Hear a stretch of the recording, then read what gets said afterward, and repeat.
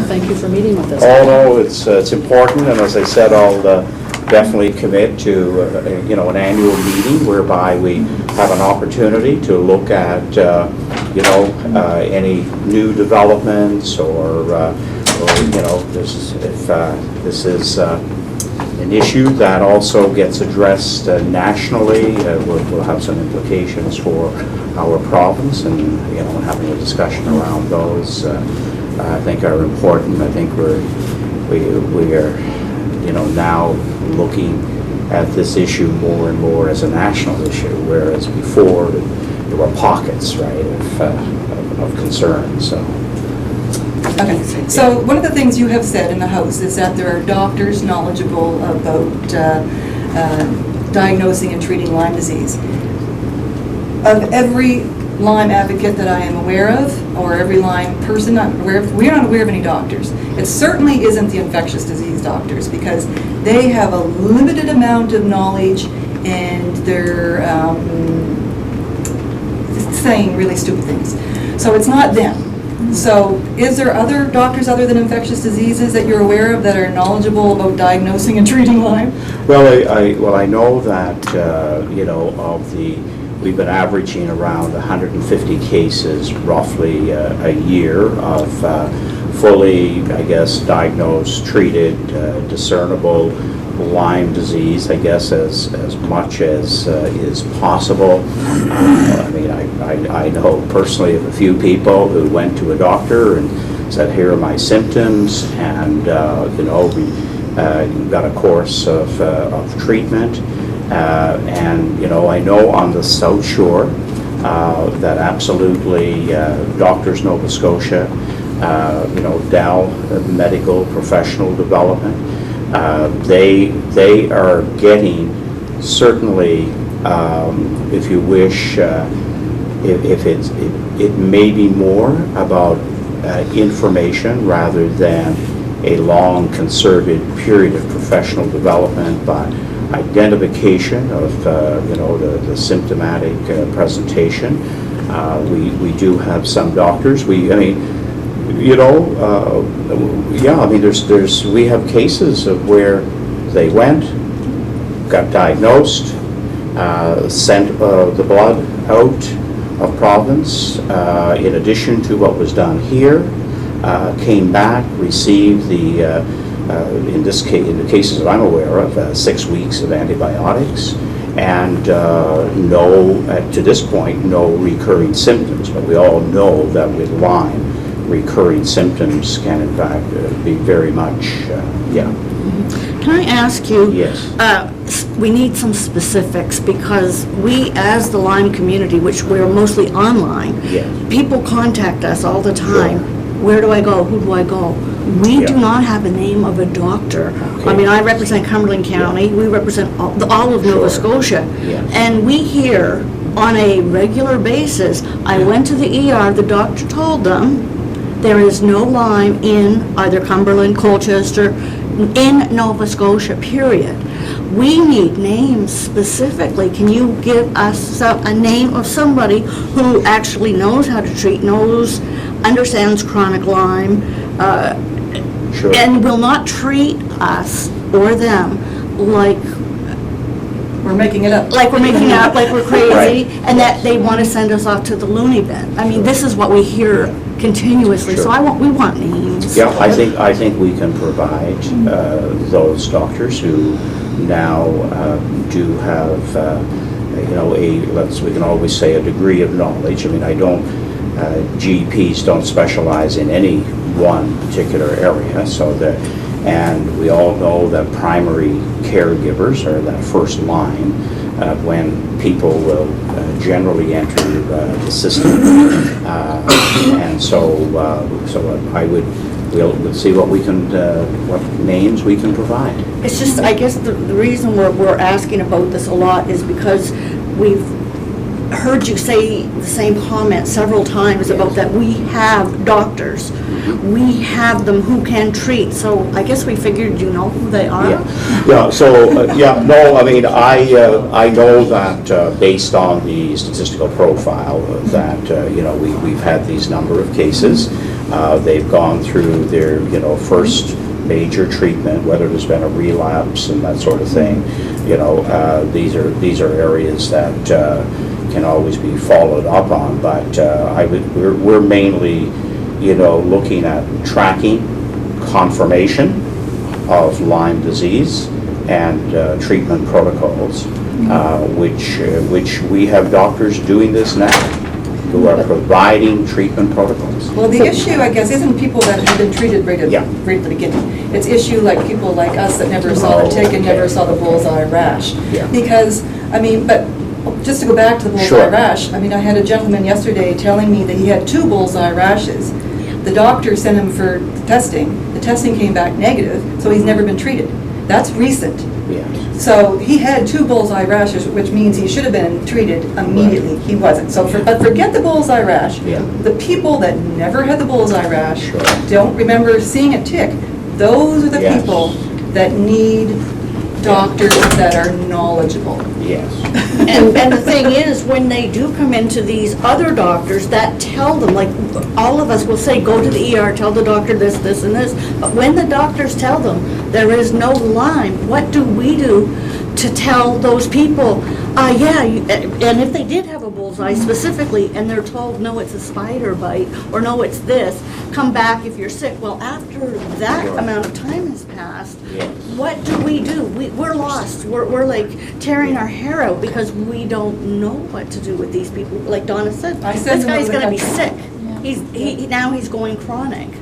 I personally was diagnosed over the phone by the infectious disease department. I had a bullseye, but they said, no, it's only in Lunenburg. So I ended up chronic, and that's what's happening to everybody that we know. So these probable and confirmed cases, they've had to have a bullseye rash, or they've not had necessarily. to have, or they've had to have positive ELISA and Western blot. Right. So we know the ELISA is very faulty, and we know only a certain percentage get bullseye rashes. So this is only covering a small minority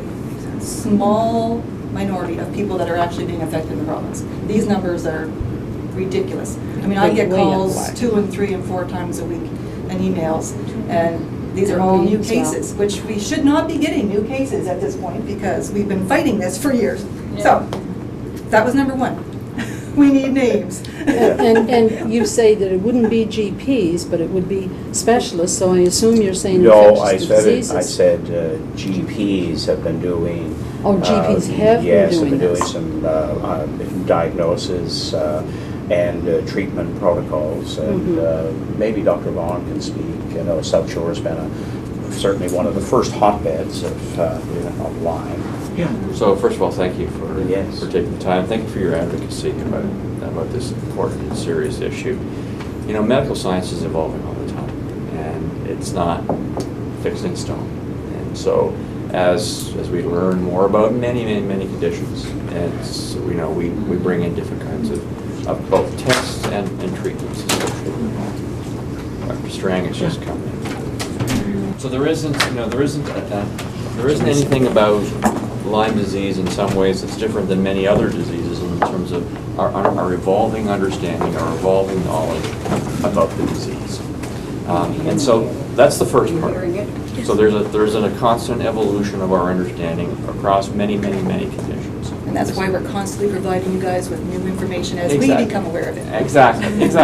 So, and that's very much a to and fro, and there's a lot of research going on, so just to be clear about that, as you guys well know. And so the treatment is evolving too. So diagnosis and treatment is not a black and white issue, as you well know. There are lots of issues in terms of many folks in healthcare have to keep up with a lot of things. Knowledge is doubling every 12 to 14 months in medicine, every 12 to 14 months.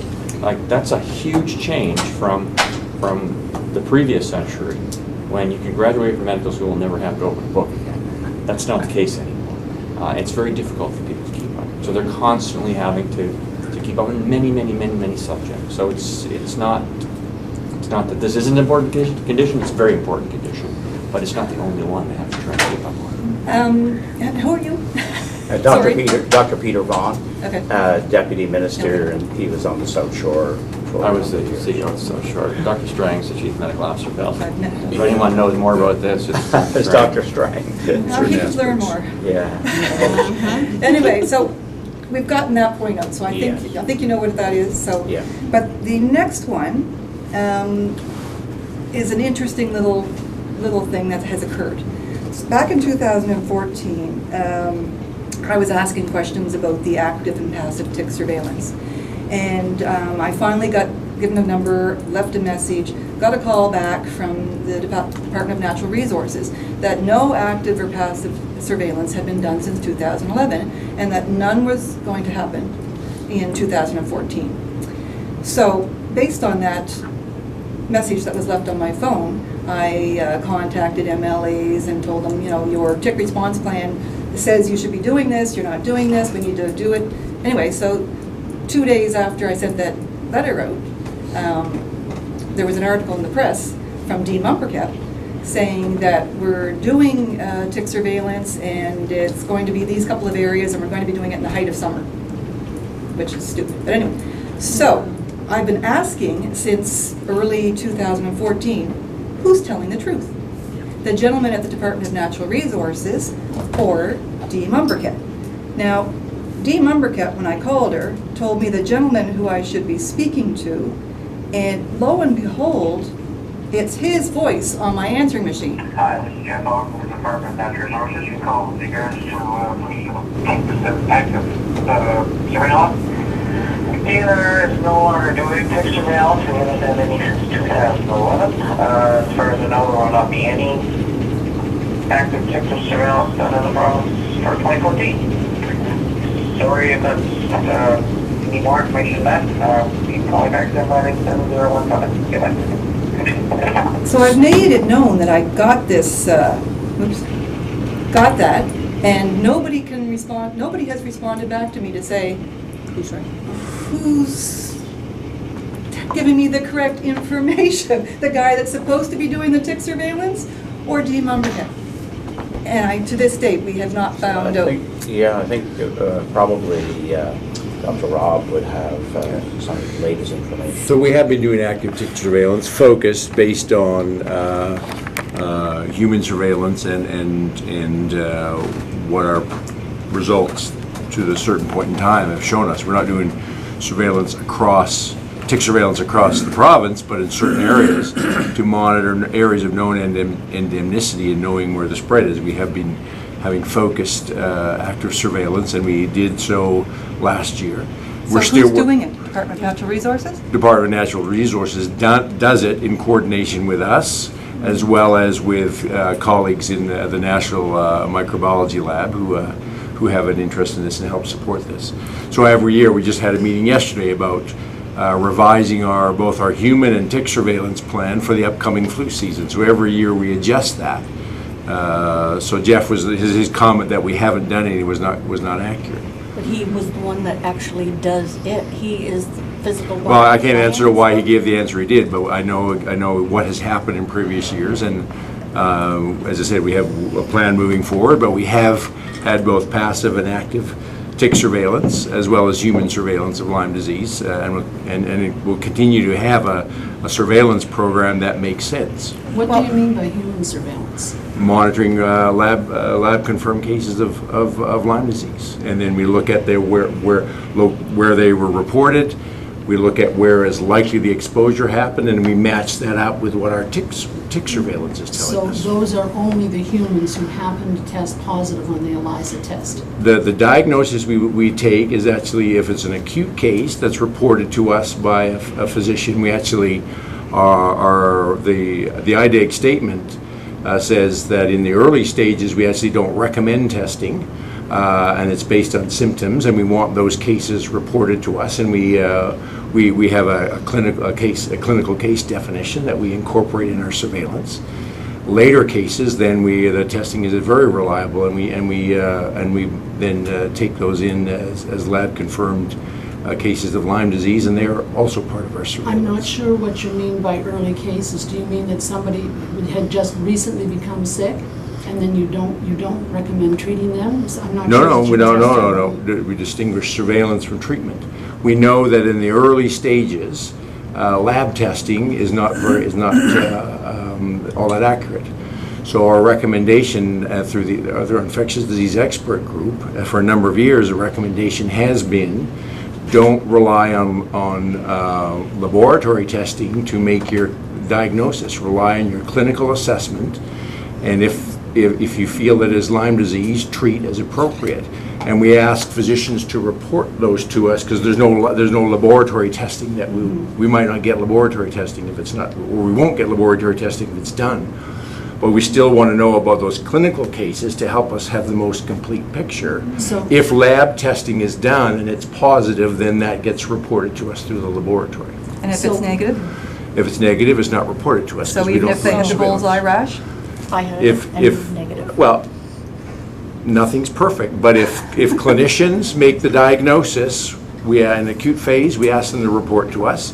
If laboratory diagnosis is made using the appropriate laboratory methodology that's accepted here in Canada, then if it's positive, then that enters our database as a positive Lyme disease case. And you're aware that Health Canada has said not to use the ELISA as a diagnostic tool, and it should be a clinical diagnosis because there's sensitivity and specificity issues?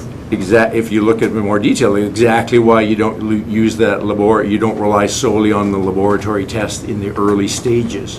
In the later stages, it's the laboratory, the performance of the laboratory test is Slightly highly higher. effective. No, it's not slightly higher. But you weren't here when I mentioned a gentleman who spoke to me that had 2 bullseye rashes over a period of 2 or 3 months. Went in, the doctor saw it, sent him for testing, the testing came back negative, so that gentleman never received treatment. This was just recent. This was Well, recent, I spoke to him yesterday. We hear this a lot. None of us, the minister, the deputy, myself, can't take responsibility No. for the practice of every single physician. Who has to tell the physician? what Every they're doing? year, we work extensively. We send letters, we work through Docs Nova Scotia. We have done a lot of work pushing out the most up-to-date clinical information to physicians across the province. We're more advanced in our work on our Lyme response plan than other provinces are, because we've been doing this longer. At the end of the day, it's the responsibility of individual physicians to keep themselves up to date. We What can if they only don't? push. And that's what we're running into. They So then- talk to us and they come back to us and they tell us, okay, we went to the doctor, he said there's no Lyme in such and such a place. It doesn't exist in Nova Scotia. What do we tell that patient Well, to do? there's If two- it was the doctor, as you're saying. There's 2 routes that I'm aware of that people have concerns about clinical practice. If it's within within the Nova Scotia Health Authority, raising within their structures about concerns around physician or other healthcare provider practices. The other route is through the College of Physicians and Surgeons. They have an established mechanism to make complaints if people have significant concerns about clinical practice. Those are the established mechanisms. We will continue to work putting a strong emphasis on educating, especially primary care providers. Our infectious disease colleagues, they do a lot of webinars and continuing education conferences on Lyme disease, and we work very closely with them to make sure that our information is consistent.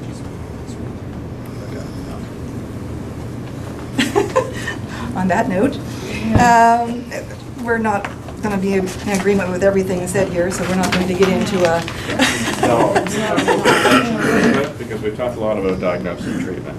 But prevention is a very important message to be sending to everybody. I happen to live in an endemic area. And so do I. So do I. And I was refused And I treatment see by a lot infectious of diseases people here. who do not take precautions out, with their dogs and other animals. So I think that's a message that everyone can help convey. We've done our part. It's an ongoing. It's your turn. It's and we have done a lot too. As Dr. Strang has said, Nova Scotia has been a leader, but it's a constantly reminding people. And I Is it see in the people- Doers and Dreamers Guide? Are you advising people coming into the province that we have Lyme disease in the province to take precautions? Are you advising new people moving into the province and possibly cleaning out their lots for construction that there's Lyme in the province? Are you advising, are there signs at every park saying take precautions? There are so many things the province could be doing. We're on Facebook, we're on Twitter, we're on every single freaking social media, and we're talking as much. We're doing what we can do. Now we need people that other people will listen to, because we're looked at as the crazies. We're looked at as people that haven't got a clue. And we need people that people are listening to say this, having it on MLA's websites, having it on, in their things that they send out, their newsletters, having it everywhere. And I mean, the doers and dreamers, guys, if a tourist comes in here and doesn't know anything about Lyme disease in the province, ends up getting Lyme, do you think they might come back and say something? Well, nobody told me there's ticks or Lyme disease in the province. We were just saying a story about a woman that came here, bought a piece of land, she cleaned it off herself, lived in a tent on her property in the South Shore, and now she is so sick, and nobody, the person she bought the property from, as she was dealing with this, nobody told her to beware of ticks in this freaking province. And they're all through the province. So, we do our work. It's your turn. Well, we have had a comprehensive public education program. I just sent an email this morning to our communications people to bring the folks together again. Thinking about coming into spring. Ticks are active now. No, we haven't reached the temperature threshold. They're active now. People are calling me and saying they're taking them off their dogs. They're active now. We've had minus 20 degrees up They're there. They can survive in active now. colder temperatures. They We'll are- disagree on that point. But we do have a robust public communication program using online. We've developed signs. We have pamphlets and posters that go into tourist facilities. We have a whole comprehensive piece that, again, we revisit our Lyme response plan on an annual basis to adjust and improve things as necessary. But it's not working, people don't know. It's not working, what you're saying is not working. I live in Eaglewood, and I took the petition around, which the government kindly refused or rejected. And there were so many people in our subdivision that didn't know that Lyme exists there, and that are terrified they've been bitten by ticks. So it's great to be communicating, but it's not getting through. Those of us that are around this table are really sick. We can always look at different methods, but it's at the end of it's like with physicians. At some point, we can get information out there. At some point, we can't absolutely force feed everybody to read the message and remember the message. There's lots of people who aren't aware, but I think we have had substantive increase in awareness around Lyme disease over the last decade that we've been working on a response plan. I mean, now, for example, I get into two of our local tourist locations, information bureaus in the valley, and they have the pamphlet right there, and it's a very strong pamphlet. And again, it's up to people to make a choice about picking something up and becoming educated, with the information that is available. That's one. Is there another one? I believe There's that, and then we have Enjoy the Outdoors Safely, That's which right, yes. puts outdoor safety, in a range of sun safety and a range of other things. There's a whole array. Which brings to my mind immediately, every time someone says prevention, it's like, okay, we remember that ticks can be the size of that. How can people who are not out in the woods, I wasn't in the woods when I got bit, I was out on my patio, and it happened, so therefore, who is going to every day look for something the size of a pepper flake that came in on their dog or their cat? It's part of the prevention plan, which makes no sense because you would never see it on your head, your armpit, wherever. You're not going to see something that small. So therefore, once they do their prevention measures and they're sick, that's where more of our issue comes in, is what are you going to do to help? If they missed, they did all the prevention they could, the dog came in, they're bit. I guess maybe I kind of want to refer this to you maybe, that what can be done to stop or to help these doctors from treating us so badly? It's almost like we have the plague. We're humiliated, we're treated like scum, we're yelled at, we're screamed at, and this is a daily thing that we hear, and we don't know what to do about it. We can't go around telling people, tuck your pants in your socks and you'll be safe. That's not reality. And then when they do go to the doctor, and you're telling us now, well, they've got to register a complaint with either the surgeons or the healthcare authority. What? They're too sick to do that. Well, I mean, first of all, I wouldn't de-emphasize the importance of basic prevention messages. That's where we need to No, start. I mean, we still have to do that. Yes. And as I've said also, we do a lot of work providing healthcare providers with the right information for the diagnosis, management, and treatment of Lyme disease. If people are being yelled at and all those kind of things that you're claiming, then whether it's Lyme disease or something else, that's not appropriate care. And there are routes, as I've said earlier, normal and well-established routes to bring complaints about of any kind of care through the system. So if, say this person that had the 2 bullseye rashes, obviously has Lyme disease, didn't get treated, so this has been months, almost a year later, he still hasn't been treated, and now he put the complaint in about his doctor, but with the low number of doctors, we can't just go to a new GP. Where would he go to get treatment? What would he do? I would refer people back to try to continue the therapeutic alliance with their initial family physician. But his family physician didn't recognize the bullseye as a treatable condition, and the ELISA came back negative. So Maybe he doesn't have Lyme disease. Maybe he's got something else. So I think you need he to had continue two to work with that. very stereotypical bullseye I don't have all rashes. that information on a clinical case, but people need to continue to work. There are many medicine. It doesn't have black and white answers right at your fingertips all the times. For many conditions, chronic conditions, people have to stay in a therapeutic relationship with a care provider, and it can take some time to actually figure out what's going on.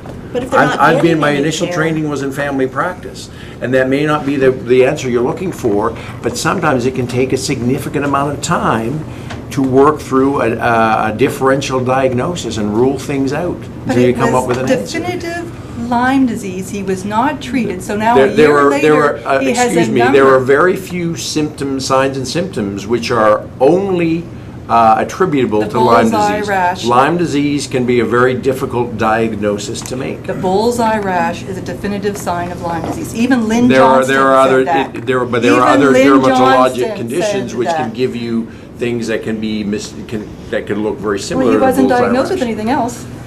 But But- he was sent for the ELISA came back negative. A year later, his symptoms have steadily progressed. So he needs to go to someone that will Well, treat I would him. suggest he needs to continue his family doctor to say what else could be going on that's affecting his But health. there's Well, no, me, for instance, I was banned from healthcare. Is that, I mean, because I have Lyme? Because they go, I don't know what more to do for you.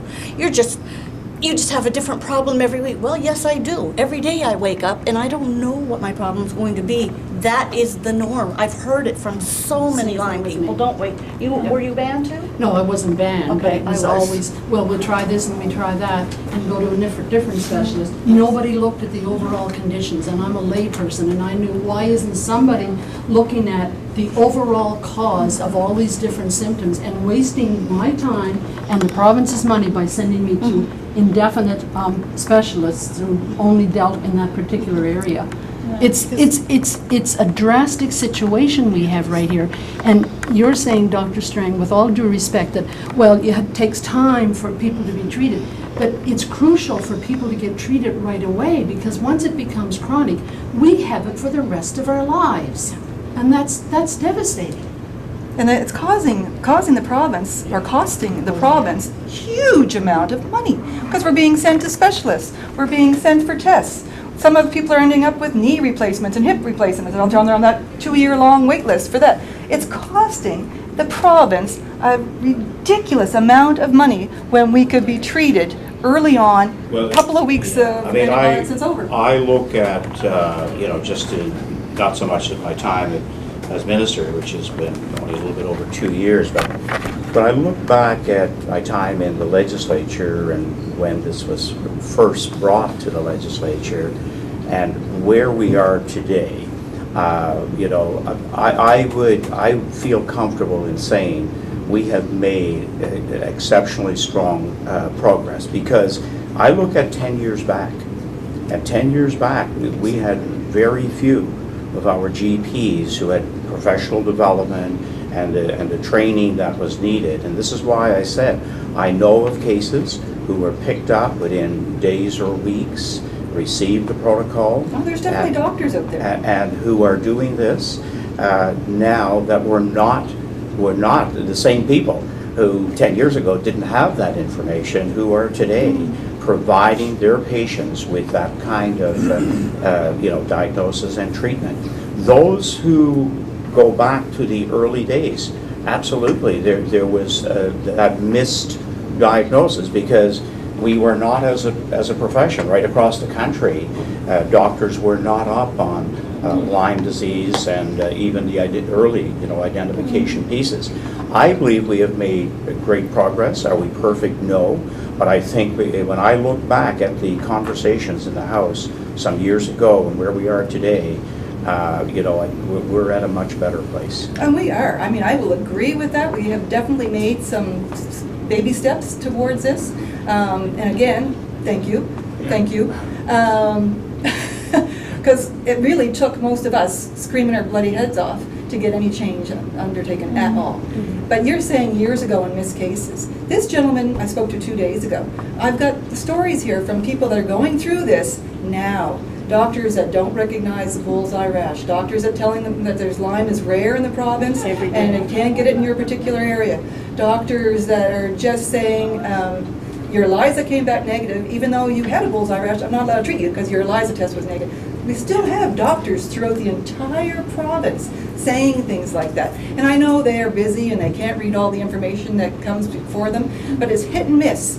And if you have to deal with that one doctor that's sitting there going, well, I was told that it's rare in the province, and screw you, where'd you go?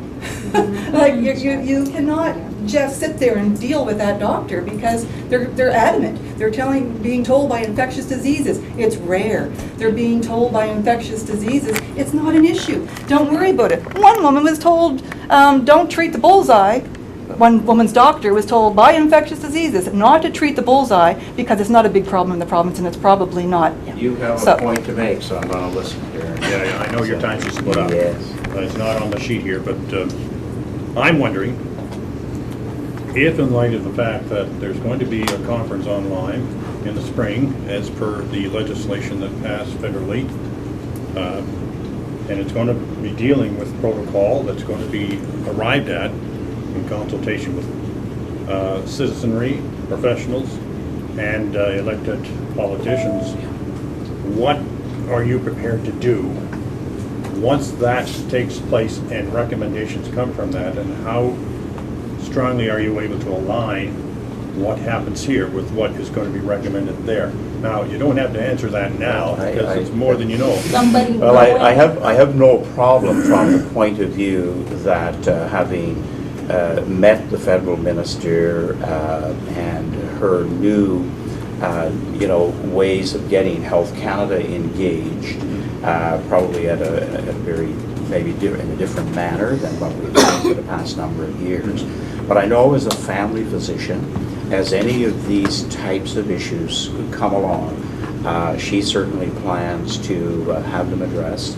And I think the more we can do and set in place on that national scale, we've got lots of expertise across the country, and I can say unequivocally, Dr. Strang has the respect nationally when I speak about an issue nationally. I know how he's regarded, and so I know that he will be connecting to whatever is established as a Canadian way and an updated way of doing the best we can on diagnosis and treatment. Nova Scotia will absolutely be at the forefront, because I would say in most of our provinces on a per capita basis, Lyme disease, we may be the most affected province. So I can commit to us being there. I'll take the guidance of Dr. Strang and the microbiology lab and work that they do and are doing ongoing. I think Elizabeth May did us all a favor by the legislation that she introduced, and I think now we will see, I think, another big leap forward, because again, sometimes the resources of one small province, as you know, we struggle on many fronts with finances and many problems across the country. But I think bringing expertise together and what we can do better has to be the steps forward, absolutely. And I can commit to that, and I'm sure Dr. Strang will pick up the best medical evidence to bring to our medical community to make sure that we have people in place. Is there someone from the province going to the conference? We'll have somebody, absolutely, yes. We're involved in that. So I think my comment would be that if an outcome of that conference is changes in the Yes. National guidelines around the diagnosis and treatment of Lyme disease, because one of the co-hosts of that conference is the Association of Medical Microbiologists, so AMI. So that's where the infectious disease and the lab folks work. So if there's changes in the national guidelines, we would be looking at those, and our goal would be to stay consistent with national guidelines around the diagnosis and treatment of Lyme disease. Are you aware that the IDSA guidelines on Lyme have been removed from the National Clearinghouse? Or You made sure I'm aware. I mean, I don't but just because it's removed, right? There's still the expert guidance, which we follow, has not changed, and we won't Hasn't change changed until in that years. changed. That's the thing. Can I ask, I'm not sure who to point this to, but Yeah, I'll be very but quick. leave the questions and we'll respond. I just want to know if the doctors are Yeah, and allowed to Dr. practice. And Dr. Strang can further Can I leave the questions as to well assist with you today on this. I just want to know if they're going to be, if their license will be revoked for treating Lyme as they were. And by the, They wouldn't know. Yeah, I do want to clarify, because I think we maybe Because we don't have any received some LMPs. instructions from the department. I have no problem accepting a petition, but there are technical guidelines around what is in the petition, how it is presented in the legislature. I have no problem accepting a petition. I don't care how many names are on it, but there's a technical requirement, and that's why it wasn't able to be accepted in the House. So, well, was not the reason that it wasn't accepted was because of one of the asks saying that please allow doctors to diagnose and treat people for Lyme disease? No, I And somebody's think it was- response was... well, my understanding was more on the technical piece you know around about the that, Donna? legislation. But we can clarify that. Yeah, Sure. because it was my understanding that it Yeah. was that ask, that we asked that doctors Right. be allowed to treat and diagnose people for Lyme disease. that's- And that was the reason that it was rejected, which was extremely disappointing to us. But we'll because we take had another look, over absolutely. 2,000 Yeah, signatures. we'll Okay. take another look. And will you get back to us? Oh, about absolutely. that? Yes, we will. You Yeah. have Donna's email? Yeah, no, and Tracy is recording here what I've committed to today, so, Okay. yeah. Thank you. Okay, very good. Thank you for coming in, appreciate it. Now, we did actually book another now. meeting in case this one Okay, was, great, well, yeah. well, wait, in case this one was canceled. So I don't know if it's, that space and time is still there, that we could probably continue on with this discussion. I think it was March 1st. Yeah, no, we can continue with another meeting, absolutely.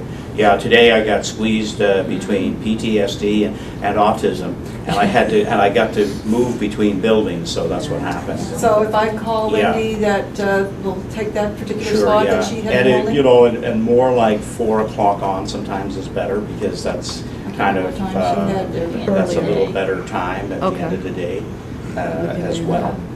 So, Yeah, usually but that's- there's a lot of things we didn't get a chance Sure, to talk. absolutely. I did give Peter all of the information, but. But if you have something else in a medical, technical area, certainly Dr. Strang may want to proceed if he has the time as well to entertain. But we can come back, as I said, in March, absolutely. Yeah. That's Okay? next week, you Yeah, realize? oh, yes, that's right. Absolutely. Okay, thank you. Thank Yeah, you. Yeah, no, we'll see you then. Peter has a list of those questions. He has a list of the questions, and there were a few of them, and most of them were directed to the Minister of Health.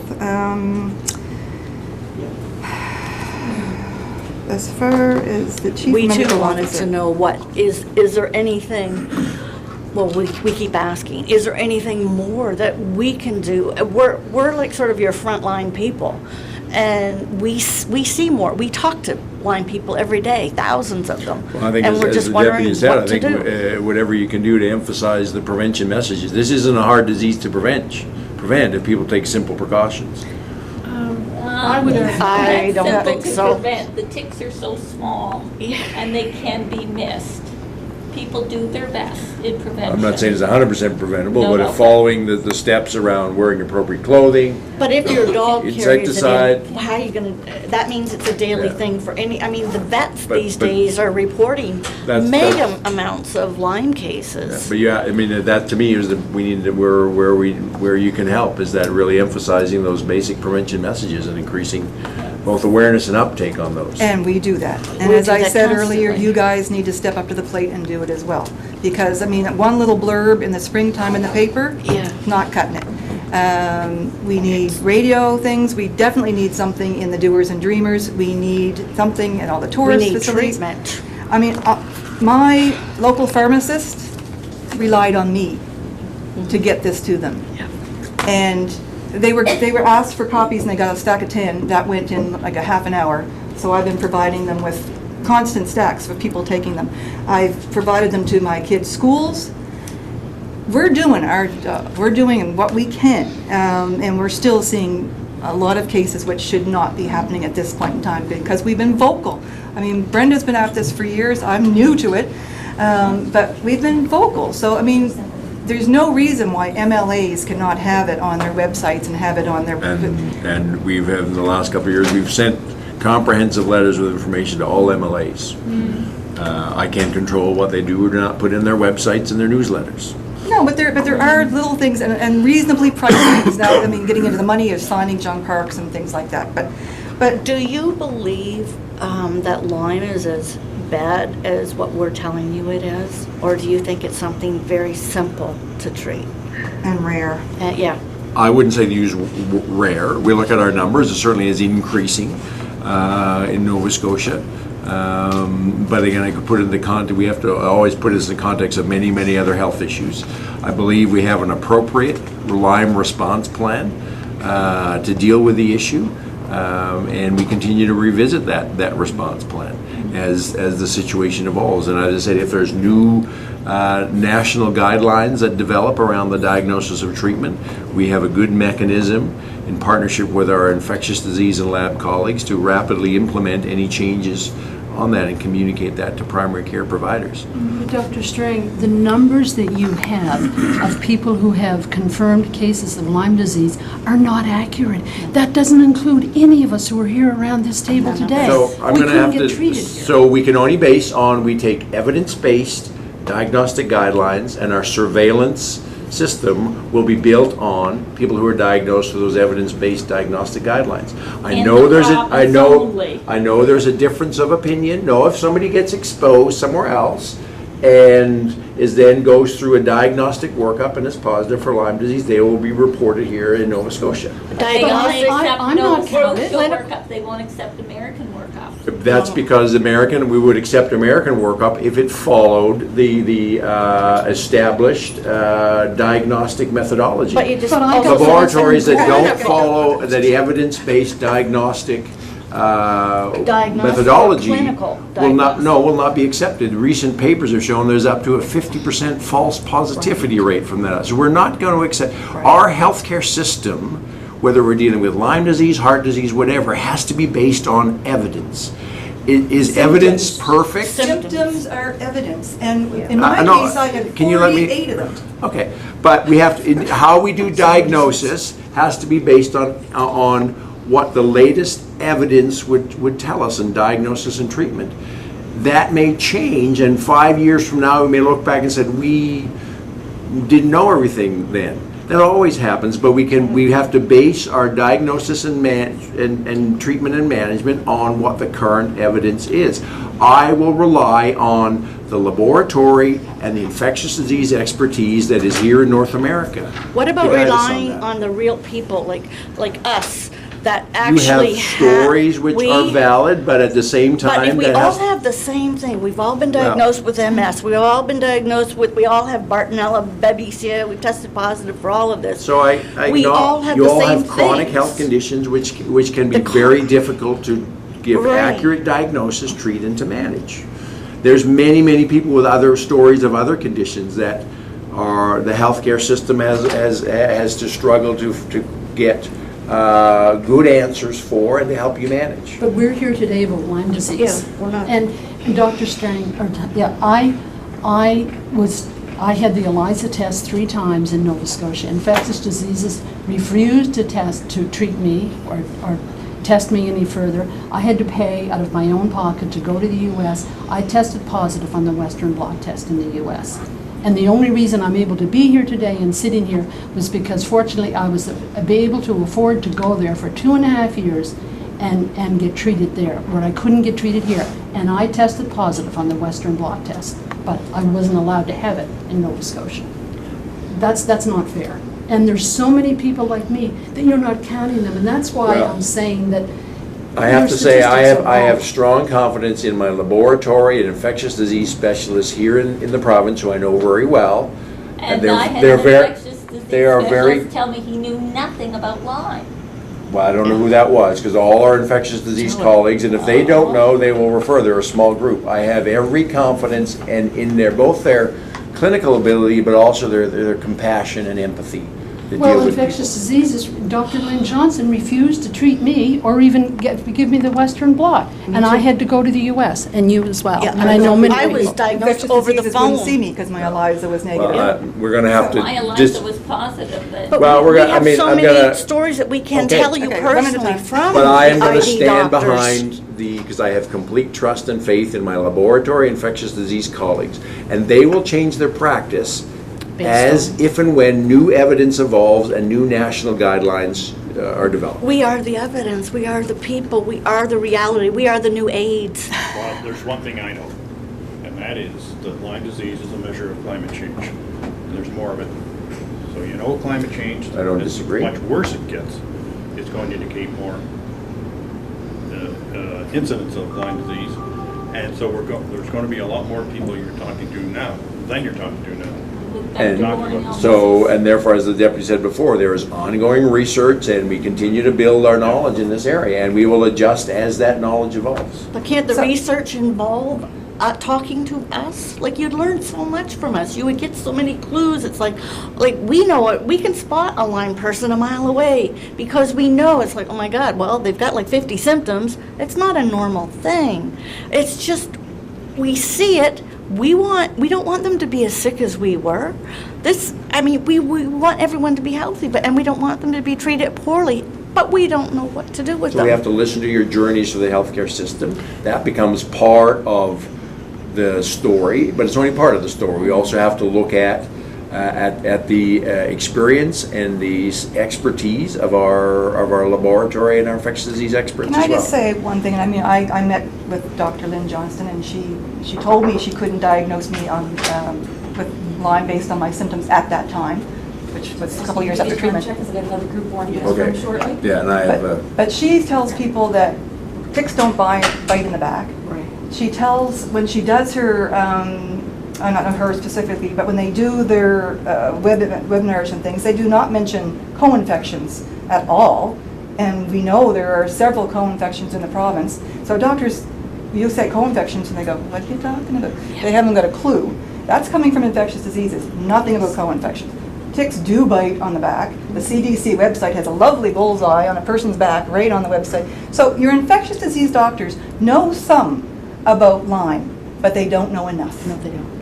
And we need to have them have some additional training on Lyme disease and tick-borne diseases. They do not know enough. I agree totally.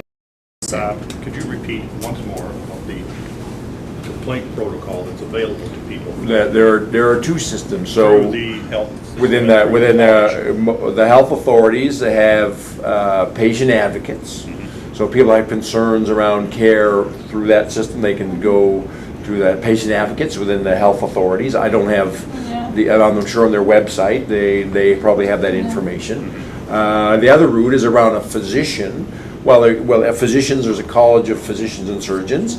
Pharmacists have a college of pharmacists. Nurses have a college of nurses. So colleges also are routes if people have concerns about the care that's been provided to them by a practitioner. Good.